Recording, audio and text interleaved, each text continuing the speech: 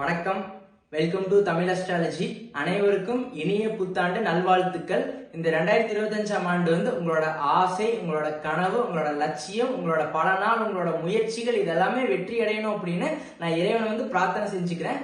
இப்போ நம்ம சிம்ம ராசிக்கு ஜனவரி மாத பலன்கள், இந்த 2025ஆம் ஆண்டோட முதல் மாதம் ஜனவரி மாதத்தோட பலன்கள் எப்படி இருக்குங்கிறத பார்க்கலாம்.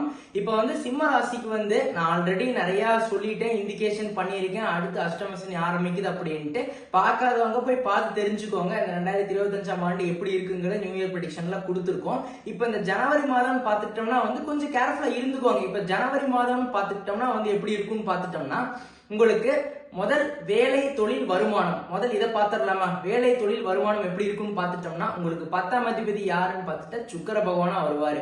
அவர் உங்களுக்கு 7ஆம் இடத்துல சனி பகவானோட சேர்ந்து இருக்கிறாரு. 10ஆம் இடத்துல குரு பகவான் வக்ரம் அடைஞ்சிருக்கிறாரு.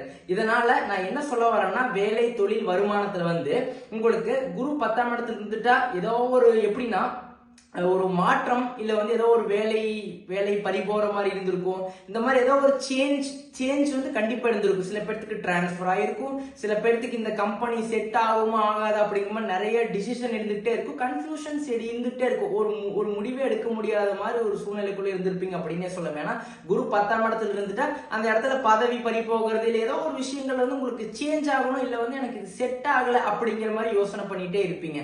அப்போ இந்த காலகட்டம் எப்படி இருக்குன்னு பார்த்துட்டோம்னா, உங்களுக்கு 10ஆம் அதிபதி யாரு? சுக்கிரன் சனியோட சேர்ந்து இருக்கிறார் 7ஆம் இடத்துல. சோ அப்போ இது அற்புதமான ஒரு காலகட்டம். அப்போ வேலையில ஒரு மாற்றம் செய்யணும் அப்படின்னா அற்புதமான ஒரு காலகட்டம். கண்டிப்பா நீங்க ஏதோ ஒரு முயற்சி செய்யறீங்க அப்படின்னா அது உங்களுக்கு வெற்றி அடையும் அப்படின்னே சொல்லலாம். வேற கம்பெனிக்கு நீங்க ஏதாச்சும் அப்ளை பண்றீங்கன்னா கண்டிப்பா கிடைக்கும் அப்படின்னே சொல்லலாம். அந்த மாதிரி ஒரு காலகட்டம். ஏன்னா குரு 10ஆம் இடத்துல இருக்கிறதுனால ஒரு மாற்றத்தை கொடுக்க போறாரு. நிறைய பேர் மாறி இருப்பீங்க, சில பேர் இன்னுமே ஒரு ஆப்பர்ச்சுனிட்டிஸ், ஒரு வாய்ப்பு இருக்கிறதுனால அதை கரெக்டா பயன்படுத்திக்கிறது அது உங்களோட கையில தான் இருக்குது அப்படின்னு சொல்லிட்டேன். அடுத்து தொழிலாகட்டும், தொழில நல்ல ஒரு வருமானம் வரும் அப்படின்னு சொல்லலாம். தொழில நல்ல ஒரு லாபம் வரும். காரணம் என்ன அப்படின்னா, 2ஆம் அதிபதியும் 11ஆம் அதிபதியான புதன் பகவான் உங்களுக்கு உங்களோட இந்த கோச்சார பலன்கள்ல 5ஆம் இடத்துல இருக்கிறார், தனுசு ராசியில் இருக்கிறார். இதனால உங்களுக்கு எப்படி இருக்கும்னு பார்த்துட்டோம்னா, உங்களுக்கு 5ஆம் இடத்துல இருந்துட்டு 11ஆம் இடத்தை பார்க்கிறாரு யாரு? புதன். அதனால லாபம் கண்டிப்பா பல மடங்கு இருக்கும். அப்போ உங்களுக்கு ஜனவரி மாதத்துல சிம்மராசி அன்பர்களே, உங்களுக்கு வேலையாகட்டும் தொழிலாகட்டும் அதன் ரீதியாக வரக்கூடிய உங்களுக்கு ஒரு வருமானமாகட்டும் லாபமாகட்டும் பல மடங்கு இருக்கும் அப்படின்னே சொல்லலாம். இன்னுமே உங்களுக்கு ஒரு வாய்ப்பு இருக்குது, அதை கரெக்டா பயன்படுத்திக்கிறது அது உங்களோட கையில தான் இருக்கு. Still there is one opportunity. இன்னுமே உங்களுக்கு ஒரு வாய்ப்பு இருக்குது அப்படிங்கிறது அது உணர்த்துது அப்படின்னு நீங்க மனசுல வச்சுக்கோங்க. சோ இப்ப வேலை தொழில் வருமானம் எல்லாம் ஜனவரி மாதம் ரொம்ப சூப்பரா இருக்கு. அடுத்து குடும்பம், ரிலேஷன்ஷிப், இந்த மேரேஜ், திருமணம் இதெல்லாம் எப்படி இருக்கும்னு பார்த்துட்டோம்னா, ஜனவரி மாதத்துக்கு உங்களுக்கு சிம்ம ராசிக்கு 2ஆம் இடத்துல உங்களுக்கு 2ஆம் இடத்துல கேது பகவான் இருக்கிறார். என்னதான் குரு பகவான் தன் பார்வையால கேது பகவான் பார்த்தாலுமே 2ஆம் இடத்துல கேது பகவான் இருக்கிறதுனால எப்படி இருக்கும்னா, குடும்பமாகட்டும் திருமணத்துக்கு முயற்சி செஞ்சுட்டு இருக்கிற நபர்களா இருந்தாலுமே ஒரு ஆசைகள் இருக்கும், நிறைய ஆசைகள் இருக்கும். காரணம் என்னன்னா, சனி சுக்கிரன் உங்களோட ஜென்ம ராசியை பார்த்துடுறாங்க. இதனால எப்படி இருக்கும்னா, பல ஆசைகள் இருக்கும். இப்படி முயற்சி, இப்படி அதாவது இப்படி திருமணம் செய்யலாம், இந்த மாதிரியான வரன் நீங்க ஒரு வரன் எதிர்பார்த்துட்டு இருப்பீங்க. அந்த மாதிரி நிறைய விஷயங்கள் உங்களுக்குன்னு ஒரு எக்ஸ்பெக்டேஷன்ஸ், ஒரு எதிர்பார்ப்புகள் அதிகமா இருக்கும். ஆனா உங்களுக்கு அது நடக்குமா அப்படின்னா கொஞ்சம் ஸ்லோவா நடக்கும். நீங்க இன்னைக்கே நடக்கணும், நாளைக்கே நடக்கணும், நம்ம நீங்க ஒரு டைம் பிக்ஸ் பண்ணி வச்சிருப்பீங்க, அதுக்குள்ளேயே நடக்கணும் பார்த்துட்டா அதுதான் நடக்காது. ஏன்னா 2ஆம் இடத்துல கேது பகவான் இருக்கிறதுனால ஒரு தடை கொடுத்துட்டே இருப்பாரு. இப்ப குடும்பத்திலே ஆகட்டும், நீங்க ஏதாச்சும் ஒரு விஷயத்த பிளான் பண்ணீங்கன்னா அது ஏதோ ஒரு தடையாகிட்டே இருக்கும். ஏதோ வீடு, மனை, வண்டி, வாகனம், சொத்து இதெல்லாம் ஏதாச்சும் ஒரு ஃபேமிலியில ஒரு பிளான் பண்றீங்கன்னு வச்சுக்கோங்களேன், அது கொஞ்சம் டிலே ஆகும் அப்படின்னே சொல்றேன். அதை தான் நான் சொல்ல வரேன். சோ உங்களுக்கு 2ஆம் இடத்துல கேது பகவான் இருக்கிறதுனால உங்களோட சுய ஜாதகத்துல யாருக்கெல்லாம் ராகு கேது தோஷம் இருக்குதோ அவங்களுக்கு எல்லாத்துக்குமே கொஞ்சம் இந்த காலகட்டத்துல குடும்பத்துல கொஞ்சம் தேவையில்லாத வீண் வாக்குவாதங்கள், இந்த மாதிரி தேவையில்லாத வீண் ஆர்குமெண்ட்ல வளர்க்க வேண்டாம். கம்முன்னு கப்புச்சுப்புன்னு இருந்துக்கிறது ரொம்ப நல்லது அப்படின்னே சொல்லிடலாம் இந்த காலகட்டத்தை பொறுத்த வரைக்கும். அதையும் பார்த்துக்கோங்க. ரிலேஷன்ஷிப்ல இருக்கிறவங்களா இருந்தாலுமே தேவையில்லாத வீண் வாக்குவாதம் பண்ணாதீங்க, தேவையில்லாம ஓவரா கோவப்படாதீங்க, தேவையில்லாம ஓவரா கத்தாதீங்க. ஏன்னா இதெல்லாமே உங்களோட ராசியோட கேரக்டரிஸ்டிக்ஸ் அப்படிதான். அதனால வந்து தேவையில்லாம அந்த கோபம் அந்த வேகம் வேண்டாம் அப்படின்னு சொல்ற குடும்பத்துல வந்து அதை காட்டாதீங்க அப்படின்னு சொல்லிட்டேன். அடுத்து மாணவர்களுக்குன்னு பார்த்துட்டா வந்து எஜுகேஷன் ரிலேட்டடா வந்து எப்படி இருக்கும்னா, இந்த ஜனவரி மாதம் வந்து 5ஆம் இடத்துல புதன் பகவான் இருக்கிறார். அற்புதமான காலம். 10ஆம் இடத்துல வந்து உங்களுக்கு குரு பகவான் இருக்கிறார். இதனால மாணவர்கள் என்ன நினைக்கிறீங்களோ அதை வந்து கரெக்டா அடைய முடியும். அதுக்கான ஒரு காலகட்டம் வந்து ஜனவரி மாதம் அப்படின்னே சொல்லலாம். இப்போ நீங்க ஏதோ ஒரு காம்படிட்டிவ் எக்ஸாம்ஸ், ஒரு என்ட்ரன்ஸ் எக்ஸாம் கிளியர் பண்றீங்க அப்படின்னா உங்களோட ராசி அதிபதி யாரு? சூரியன். அவர் வந்து 6ஆம் இடத்துல இருக்கிறார். அதுவுமே ஒரு போட்டி தேர்வு, அதெல்லாம் ஜெயிக்கக்கூடிய அருமையான ஒரு காலகட்டம் அப்படின்னே சொல்லலாம். அப்போ உங்களுக்கு புதன், சூரியன், குரு எல்லாம் வலுவா இருக்கிறாங்க. அப்ப மாணவர்களுக்கும் இந்த ஜனவரி மாதம் பிளஸ் டிக் அப்படின்னு கொடுத்துடலாம். அடுத்து வந்து பெண்களுக்குன்னு எடுத்துக்கிட்டா, பெண்களுக்கு வந்து எப்படின்னா ஒரு டிப்ரெஷன் இருந்துகிட்டே இருக்கும். ஏதோ ஒரு விஷயத்த செய்றீங்கன்னா ஒரு தடை இருந்துகிட்டே இருக்கும். காரணம் கண்டக சனி. 7ஆம் இடத்துல சனி பகவான் இருந்துட்டு உங்க ஜென்ம ராசியை பார்க்கறதுனால அது ஏதாச்சும் ஒரு தடைகள் இருந்துகிட்டே இருக்கும். பட் ஆனா ஜனவரி மாதத்துல என்ன நடக்கும்னு பார்த்துட்டோம்னா வந்து உங்களுக்கு ஒரு சப்போர்ட் கிடைக்கும். ஒன்னா லைஃப் பார்ட்னர் சப்போர்ட் பண்ணுவாங்க. உங்களோட ஹஸ்பண்டா இருந்தா ஒய்ஃபா இருந்தா ஹஸ்பண்ட். உங்களுக்கு பெண்களுக்கு வந்து முக்கியமா ஹஸ்பண்ட் ரொம்ப சப்போர்ட் பண்ணுவாங்க அப்படின்னே சொல்லலாம். அடுத்து வந்து எப்படின்னா உங்களோட கூட பிறந்தவங்க, உங்களோட ஃப்ரெண்ட்ஸ் வந்து நல்லா சப்போர்ட் பண்ணுவாங்க. அதனால வந்து உங்களுக்கு எந்த ஒரு தோல்வி அடைஞ்சாலுமே, எந்த ஒரு பேக் ஏதோ ஒரு படி கீழே போறீங்க, ஏதோ ஒரு ரொம்ப ஃபீல் பண்றீங்க, ரொம்ப லோவா ஃபீல் பண்றீங்க அப்படின்னாலுமே வந்து உங்களோட ஃப்ரெண்ட்ஸ், உங்களை சுத்தி இருக்கிற நபர்கள் வந்து என்ன பண்ணுவாங்கன்னா உங்களை வந்து நல்லா மோட்டிவேட் பண்ணுவாங்க, உங்களை வந்து சீர் அப் பண்ணுவாங்க. பரவாயில்ல பார்த்துக்கலாம் அப்படிங்கிற மாதிரி. அப்போ நல்ல சப்போர்ட் கிடைக்குது. உங்களை சுத்தி இருக்கிறவங்க எல்லாரும் உங்களுக்கு நல்லா சப்போர்ட் பண்ணுவாங்க. சிம்மராசி பெண்களுக்கு வந்து சிம்மராசி பெண்களுக்கு யாருமே சப்போர்ட் பண்ணவே தேவையில்லை. அவங்க வந்து அவங்க காட்டுல அவங்க தான் ராஜானே சொல்லலாம். பட் அந்த காலகட்டத்துல மன உளைச்சல் அதிகமா இருக்கும் சிம்மராசி பெண்களுக்கு.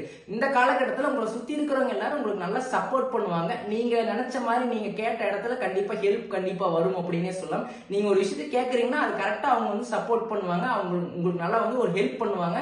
ஒரு நல்ல ஒரு பாண்டிங் இருக்கும் அப்படின்னே சொல்லலாம். ஃபேமிலி ஆகட்டும் அந்த மாதிரி எல்லாம். பட் கோபம் மட்டும் வேண்டாம் அப்படின்னு சொல்லிட்டு அந்த ஒரு தேவையில்லாம முடிஞ்சதை நினைச்சும் ஃபீல் பண்ண வேண்டாம். அடுத்து வரதை நினைச்சும் ரொம்ப வந்து டிப்ரெஷன் ஆக வேண்டாம். இருக்கிறத கரண்ட்டா பிரசன்ட்டை பார்த்துட்டு போயிட்டே இருங்க.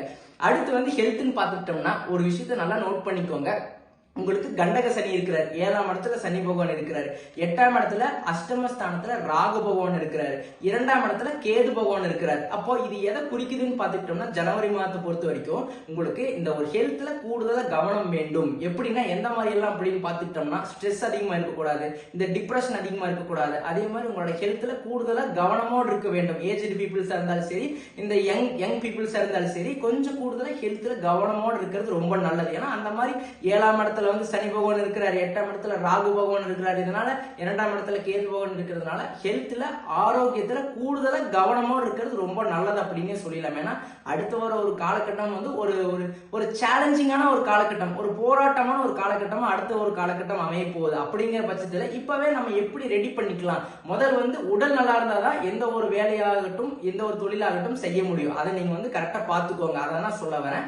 அடுத்து வந்து சீனியர் சிட்டிசன்ஸ், 60 வயசுக்கு மேல இருக்கிற நபர்கள் உங்களுக்கு எப்படி இருக்குன்னு பார்த்துட்டோம்னா வந்து எப்படின்னா உங்களுக்கு இந்த டைம் ஃப்ரேம்ல நீங்க வந்து உங்களோட மைண்டை ஃபிக்ஸ் பண்ணிக்கோங்க. நான் வந்து ரெஸ்ட் எடுக்கணும், நிம்மதியா இருக்கணும் அப்படின்ட்டு ஒரு எப்படியும் ஓரளவுக்கு சேஃபா இருந்துட்டீங்கன்னாவே வந்து இப்போ இன்கம், வேலை, தொழில் எல்லாம் முடிச்சு ரிட்டையர்ட் ஆகி உட்காந்துருப்பீங்க. இப்போ வந்து நீங்க எதை பத்தியுமே கவலையே பட தேவையில்லை. ஆனா உங்களுக்கு ஒரு கவலை இருந்துகிட்டே இருக்கும். உங்களோட பையனாகட்டும் உங்களோட பொண்ணாகட்டும் அவங்க நினைச்சு ஏதோ ஒரு வருத்தம், இல்ல பேரன் பேத்தி நினைச்சு ஏதோ ஒரு வருத்தம் இருந்துகிட்டே இருக்கும். என்ன பண்ண போறாங்களோ, ஐயோ எப்படி அப்படிங்கிற மாதிரி ஒரு மனக்கவலைகள் இருந்துகிட்டே இருக்கும் அப்படின்னே சொல்லலாம் இந்த சிம்மராசி என்பர்களுக்கு. பட் அப்படி இருக்கிற காலகட்டத்துல தேவையில்லாம வந்து இந்த ரொம்ப டிப்ரெஷன் ஆக வேண்டாம். வாக்கிங், ஜாக்கிங் போயிட்டு வாங்க, மெடிடேஷன் பண்ணுங்க, மனதை வந்து ஒருநிலைப்படுத்துங்க. ரொம்ப வந்து அது ஒரு கட்டத்துக்கு மேல வந்து ரொம்ப யோசிக்காதீங்க. என்ன நடக்குமோ அது நடக்கதான் போகுது. பட் நீங்க வந்து அதை வந்து ரொம்ப பாசிட்டிவா பாருங்க அப்படின்னு சொல்றேன். அதே மாதிரி இன்னொரு முக்கியமான விஷயம் வந்து ஹெல்த்ல கூடுதலா கவனமோடு இருக்கிறது ரொம்ப நல்லது. ஏன்னா சிம்மராசி அன்பர்கள் நிறைய பேருக்கு வந்து இந்த மாதிரி ஹெல்த் இஷ்யூஸ் வருது அப்படின்னு நிறைய கமெண்ட்ல எல்லாம் படிச்சேன். சோ ஹெல்த்ல கொஞ்சம் கூடுதலா கவனமோடு இருக்கணும். அடுத்து மார்ச் 29ஆம் தேதி வந்து உங்களுக்கு 2025ஆம் ஆண்டுல வந்து இந்த அஷ்டம சனி ஆரம்பிக்குது. இதனால எல்லாத்துலயுமே கூடுதலா கவனமா இருக்கிறது ரொம்ப நல்லது அப்படின்னு சொல்றப்போ இந்த சீனியர் சிட்டிசன்ஸ் உங்களுக்கு எல்லாம் எப்படி சொல்றேன்னா ஜனவரி மாதத்துல எல்லாம் ஒரு செக்அப் எடுத்துக்கோங்க. அதே மாதிரி கரெக்டா ட்ரீட்மெண்ட் போயிட்டு இருக்கிற நபர்கள் இருந்தா கரெக்டா ட்ரீட்மெண்ட்டை ஃபாலோ பண்ணிக்கோங்க. கரெக்டா எக்ஸசைஸ், வாக்கிங், மெடிடேஷன் இதெல்லாம் பண்ணிட்டு இருக்கிறத வச்சு கொஞ்சம் ரெஸ்டா இருங்க. ஏன்னா அது உங்களுக்கு எப்படின்னா அடுத்து என்ன பண்றதுன்னு அப்படியே நீங்க வந்து நோக்கி அதை பத்தியே ஓடிக்கிட்டே இருப்பீங்க. பட் உங்களுக்குன்னு ஒரு ரெஸ்டான ஒரு காலகட்டம் வேணும் இல்ல, அதனால நான் சொல்ல வரேன். ஸோ இதை மட்டும் பண்ணுங்க.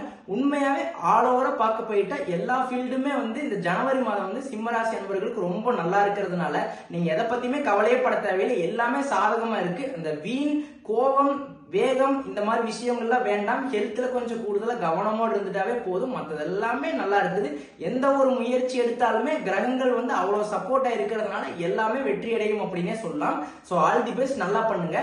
அதே மாதிரி ஒரு ஸ்மால் ஹெல்ப், நிறைய பேர் வந்து சப்ஸ்கிரைப் பண்ணி வச்சுக்கிறது இல்லை. நிறைய பேர் பாக்குறீங்க, சப்ஸ்கிரைப் பண்ணி வச்சுக்கிறது இல்லை. சப்ஸ்கிரைப் பண்ணி வச்சு நோட்டிபிகேஷன் எனேபிள் பண்ணி வச்சுக்கோங்க. அதே மாதிரி உங்களோட ஃபேமிலி, உங்களோட ஃப்ரெண்ட்ஸ், உங்களை சுத்தி இருக்கிற நபர்கள் எல்லாத்துக்கும் நம்மளோட வீடியோஸை ஷேர் பண்ணி விடுங்க. அவங்களே லைக் பண்ண சொல்லுங்க, ஷேர் பண்ண சொல்லுங்க, சப்ஸ்கிரைப் பண்ண சொல்லுங்க. நன்றி, வணக்கம்.